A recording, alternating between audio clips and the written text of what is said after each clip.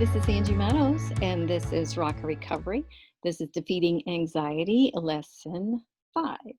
And the book is now published on AmazonBooks.com. It's called Rock Recovery. It's got the first 12 lessons for moderators to use with their small groups for recovery.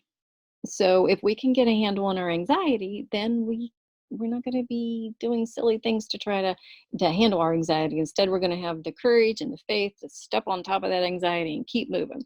So I want you guys to follow along today. I'm going to bring it in on a PDF on screen share. We'll try this today. I haven't done this before, but I think I can do it. I've been practicing. There we go. There. And it's big enough for me to read. How's that? So today, I want you not to be a victim.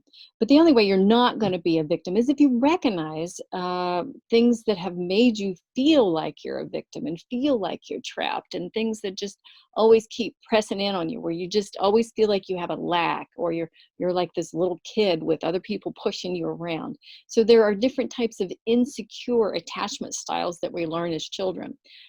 They're all the same. They're all very insecure, whether it's being a victim, which I feel like is the bottom part, or the most helpless childlike part, or whether we're a pleaser, trying to please people, trying to get people's approval, or whether a vacillator, which move in and out and saying, oh, I'm all in. Well, no, wait a minute. I thought I wanted that job, but I don't want that job. So you kind of move in and then you move out. And there's not a lot of steadfastness. There's not a lot of steadiness there.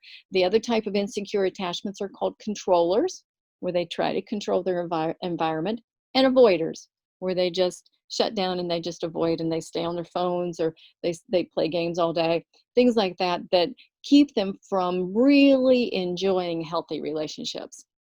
So as we go through this, I want you to start learning what you do that looks like a victim, because that's the one we're going to talk about today. Because when we have that victim mentality, we're very helpless, and it causes us a lot of suffering.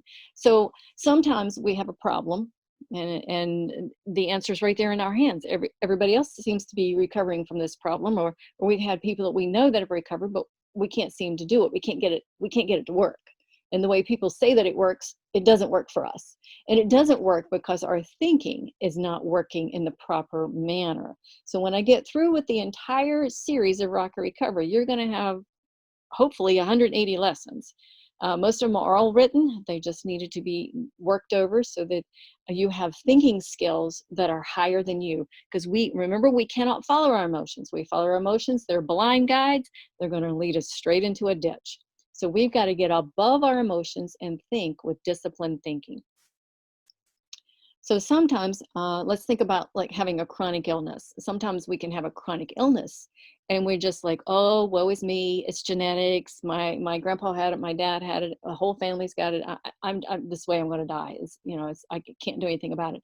But if you start studying that, there's so much really great information out there now that even if you don't ever get healed from it, even if you don't fully heal your body, you can improve your health in different ways, in minute ways, and in ways that maybe the generation previous to you could not do, because now there's so much new information coming out that we can empower ourselves to take control over a little part of our life. And so if we get stuck and we just think, well, I'm just going to lay here and just till I die, well, that's a helpless trap. So if you're stuck in addiction and you're just kind of like emotionally, mentally curled in this little fetal position waiting to die, I have seen you in my prayers. And I want you to know I am praying for you.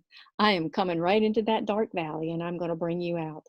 And I'm going to bring you out with these emotional skills, because I'm bringing a big angel with me. And we're going to pray for you, and we're going to pray over you, and we're going to give you hope. And this hope is going to bring healing within your grasp.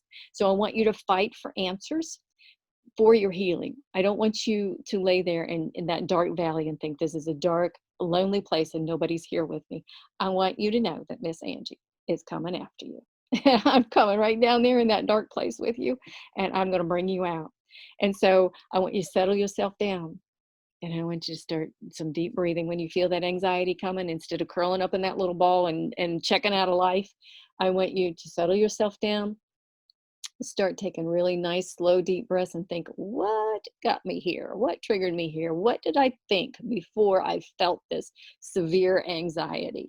And then I want you to start researching, where could I go? Who can help me? Where's the meetings?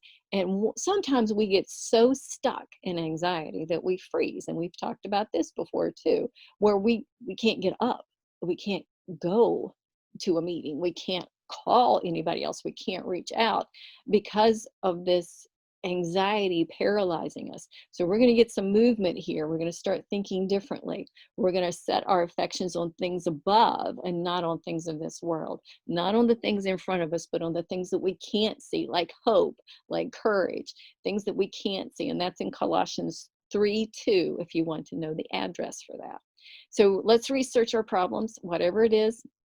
Today it's going to be a victim, and we're going to discover things that are going to work for us. Now, you may have tried 100 things, you may have tried 200 things, or even 1,000 things that didn't work. Well, that's okay. Now you know 1,000 things that don't work.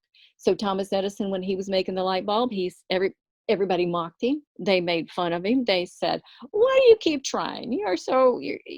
This keeps failing over and over again. Don't you know you're a failure? This is never going to work." Well, you may have heard that before. But Thomas Edison said, no, now I know 1,000 things that don't work. So now I'm even closer to an answer than I was before. So I want you to have that kind of persistence and diligent, where you just get up and you just keep searching and you just keep moving forward. And just don't give up hope and don't lose hope. Now, we're right here. We're going to turn this helpless victim mentality into a life lesson of maturity. So these lessons are to teach us developmental emotional maturity. And that's kind of like just learning how to master our emotions so that they don't control us. Just like a baby has physical developmental levels, they roll over, they set up, they start to crawl, they start to stand, and then they start to take steps, and then they start to walk, and then they start to run, and then they skip. And by the time they can skip, they're about 5 years old and they can read. As soon as they can skip, they can read. It's very interesting how the brain connects that. So you have developmental emotional maturity skills that you have to develop. And maybe no one taught you those things. So we're going to start learning those as we go along through these lessons. Now, a victim mentality causes us lots of suffering, and then it only leads to more helplessness and more suffering. So I want to go through the victim mentality list here. But before I do, I want to tell you that when you're anxious, when you're feeling helpless and hopeless, that anxiety is just like it's like a cloud or a curtain that's hiding a deeper unresolved emotion.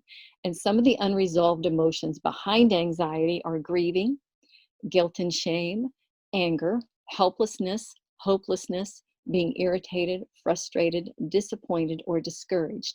So as we start recognizing our anxiety, then we can start moving the curtain back and we can start looking for what's underneath there that's keeping us stuck. So a victim mentality, you can hear it. I hear it all the time when I'm doing it. If I hear myself whining, I'm like, oh, wait, what started that whine? When I'm whining and I'm complaining, um, I know that I'm starting to regress emotionally, and emotional regression always adds to our suffering.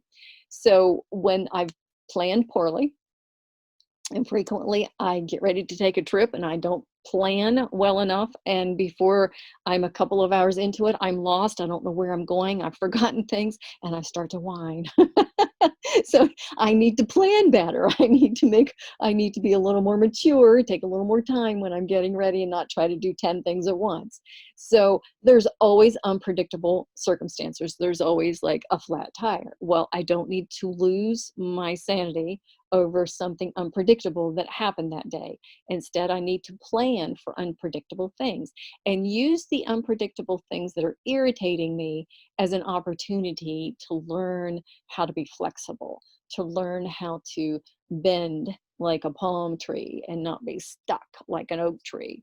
So when you hear in yourself blaming or making excuses, or you're doing this all or nothing thinking, and you just feel like giving up, well, you know you're in a victim state. You know you're kind of losing your way and your emotions are kind of dominating. So fearful, anxious, stressed, constant worry, insomnia, fretting. Another one I do is fret, and man, fretting takes a lot of energy.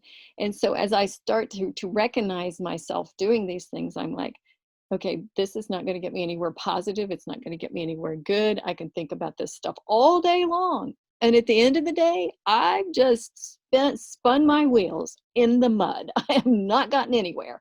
And so then I'm going to start doing other coping things, like I'm going to overeat, or I'm going to undereat, uh, or I'm going to start doing things that are abusive.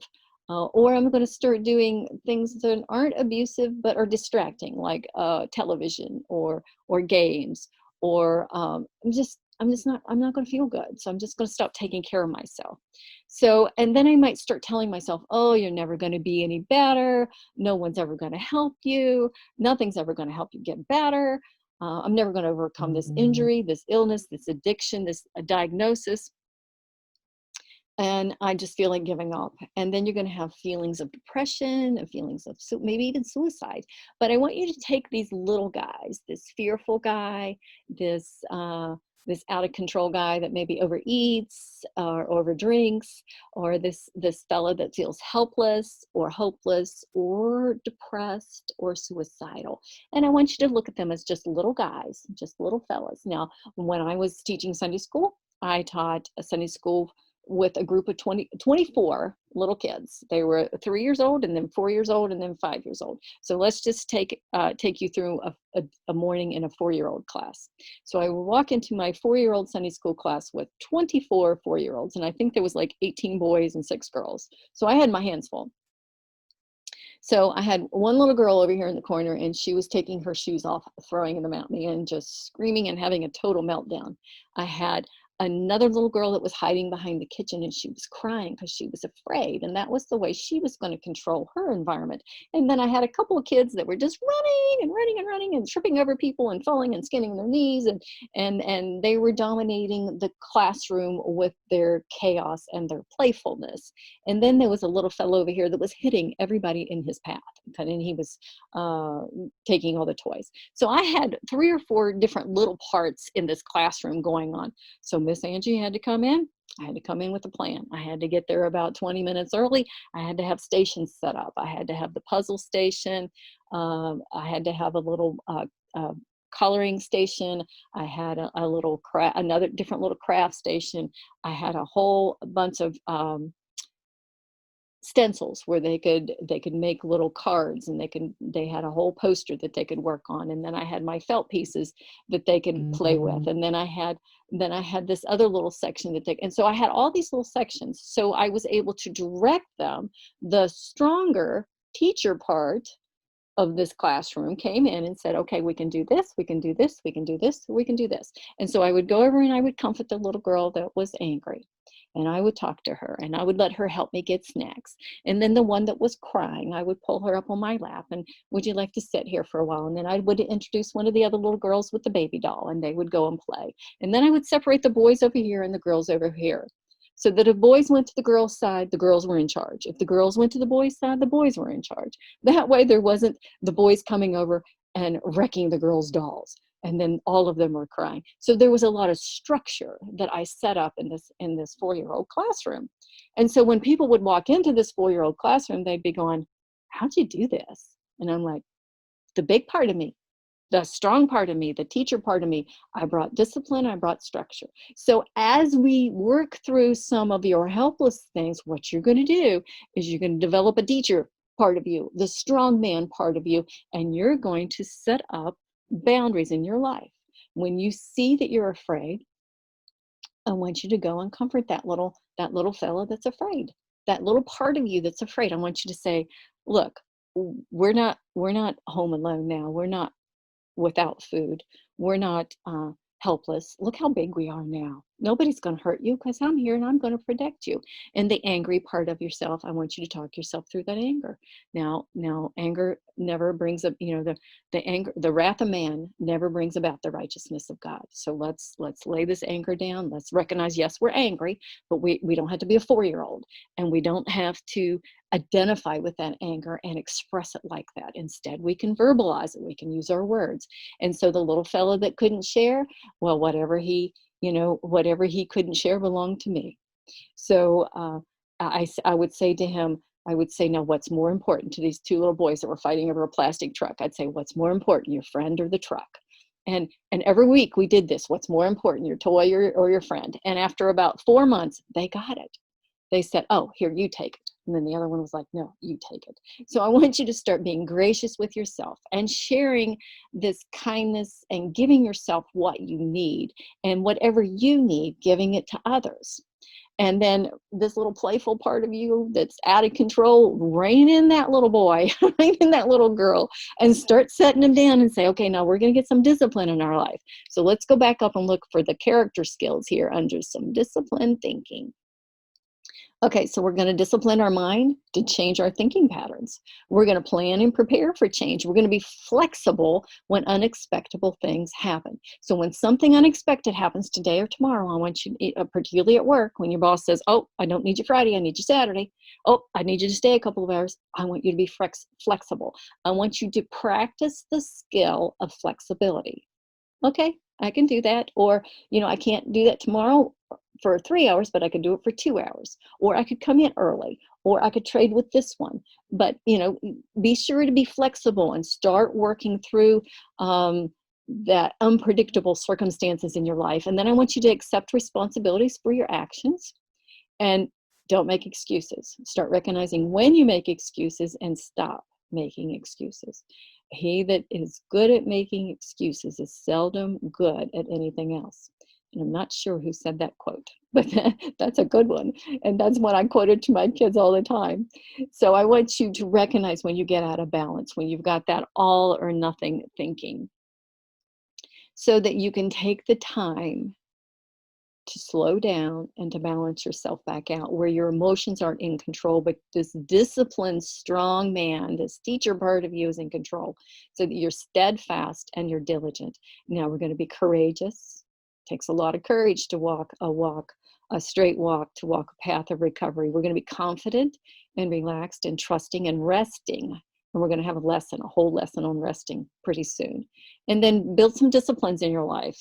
And as you sometimes you don't feel like eating healthy and exercising, but if you just do it, if you just press through and do it, then you will feel better.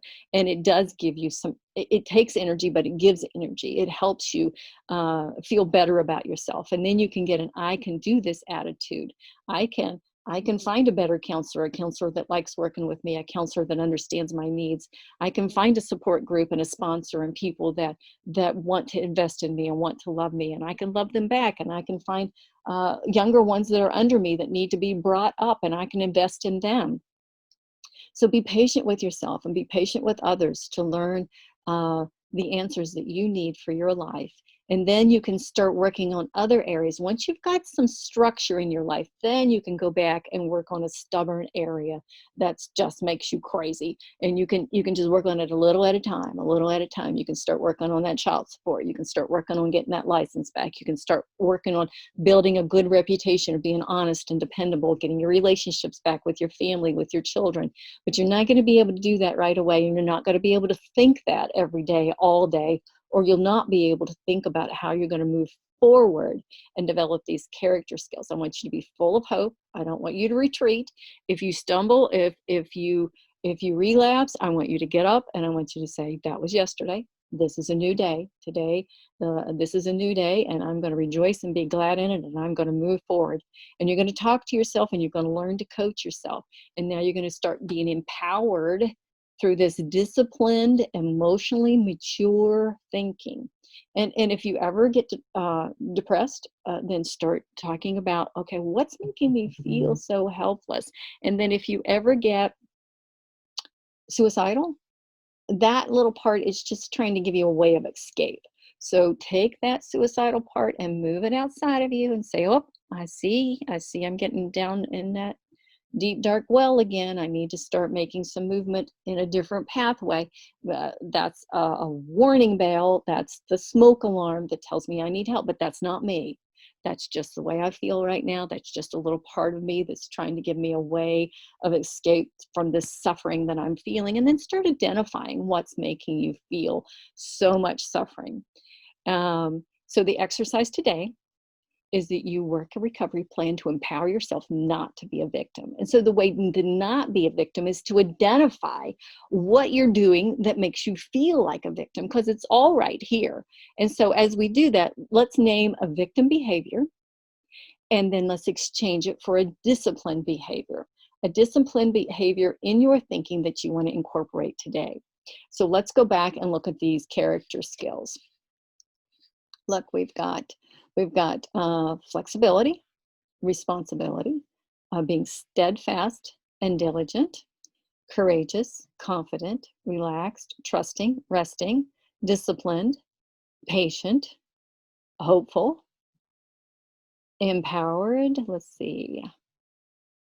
And making sure that you do not allow yourself to identify with those little parts, that hopeless, helpless, impatient, excuse making, suicidal little part. Instead, you're going to identify with the stronger part. You're going to take you're going to take charge of your life. Now, this is a simple shift in your thinking. It's not easy, but it's very simple. You have to take dominion over your thinking, and you have to force the victim thinking out of your mind. So let's look at what the principle is here. The principle is you take authority over your thoughts. The weapons we fight with are not weapons of the world. On the contrary, they have divine power to demolish strongholds. We demolish arguments and every pretension that sets itself up against the knowledge of God, and we take captive to make obedient every thought to make it obedient to Christ. So that's 2 Corinthians 10, 4 and 5. You know, when I started recognizing, becoming aware of my victim mentality and aware of that helpless little whiny part of myself, I started becoming aware of that and acknowledging it. Then I could start saying, hey, that's not who I am, and that's not who I want to be, and I'm not going to do that anymore. But I had to refuse that. And a lot of times we get stuck in a pattern where we're always saying and doing the same things. And it's very difficult to get out of that if you think it's you. If you're identifying with that complaining, whining, excuse making, blaming, helpless victim mentality, if that's who you think you are, if you think you're that victim, you're stuck. You're in that deep, deep, deep, dark valley. But instead, I want you to know that you're not in that valley alone. You've got some skills here that you can start learning, that you can start making some movement. You can be like, nope, I'm going to have courage. I'm going to stand up. I'm going to walk right out of here. I'm not going to indulge this self-pity. I'm going to stand up and I'm going to fight for myself. Look, I'm big now. And so as much as you would like to do it, you cannot break through somebody else's mental blockage of their helpless trap. But we can help them develop a plan. We can develop our own plan, set up our own accountability, help them set up accountability, and we can wait for others to be sick of suffering. And a lot of times I have to be sick of my suffering before I'm really ready to do some change. And if you've been stuck in a habit or a pattern of thinking for more than 2 weeks, you're not likely to break this cycle without stepping out and asking for help. So I want you to realize that with this Rocker Recovery program, you're going to have the tools, the thinking tools to change your mind, to change your thinking, to set your mind on things above, to be able to make some movement and to break some old habits and some old thinking patterns. So stop your whine, lead the way. So healthy emotional stability is within your grasp, and then others can look at you and say, hey, look, if they can do this, I can do that. So as you're pursuing health and well-being, turn around and see who's following you, because that's going to be the person that's going to be right with you on this path, that's going to come right out of this victim thinking and be disciplined also. So enabling others to stay comfortable in dysfunctional patterns, like babying somebody who's a victim and allowing them to whine and listening to all that over and over and over again is not going to be helpful. Now, a lot of times we need to express that, we need to talk about that, but if you're talking about it day after day, year after year, you're not making any movement. You're literally just going around and around, around the same bush in the wilderness, just like the Israelites did. So I want you to start making some movement. So here it is. We're to the end. You've got some skills here. You've got some things that you can do. So say the scripture with me. The Lord is my rock and my fortress and my deliverer, my God, my strength, in whom I trust. Psalms 18:2. Now, this is the 5th week. You probably got too many monkeys up here to even know this verse yet, and I understand that. I wrote all 12 lessons before I was like, I think I might know this scripture now. So as you're laying down at night, and as you're like realizing that your breath is shallow and short and your sleep's going to be interrupted by worries and by fears, I want you to say, the Lord's my rock. And if you can't get any more of this verse, that's enough. The Lord is my rock. The Lord is my rock. And usually I can get through that about 2 or 3 times, and that's it. That's all I remember, and I'm sound asleep. So here I coming to the end, I want to pray with you. Dear God, save us from this deadly trap of helplessness. God, we just pray that you would save us from all these deadly poisons that poison us, this hopeless, helpless victim mentality, Lord, that you would set us free from this enemy's trap. God, that it would be permanently broken, and it would be permanently and totally and completely gone, that the prison gates would be open, that we would be set free. And if you're a prisoner, uh, you've put yourself there. You've put yourself behind that prison. So God, if we have put ourselves in a prison of helplessness, the key is disciplined thinking. We can open those gates with disciplined thinking. Lord, let these people know that if they have been held captive by somebody else as oppression and a sin over them, the way to unlock that gate is through forgiveness. And we'll be talking about that when we go to the Tormented Mind series. We'll be talking all about how to get through forgiveness so that we can unlock that gate, and we're no longer going to be prisoners, and we're no longer going to be captives, but we're going to be set free in Christ. So this is the Rock of Recovery. It's been published on Amazon.com. There's 12 lessons. You can also get them right off my website. The PDFs are there under the little tab that says Rock of Recovery and enablersjourney.com. The YouTube channel is Angie G. Meadows. The podcast is just Rock of Recovery. It's on Spotify, Podbean, iTunes, and Pandora. And I think we'll go to the next lesson. The next lesson is the prison camp of anxiety. And I like it even better than this one. So I will see you in a day or so. Bye-bye.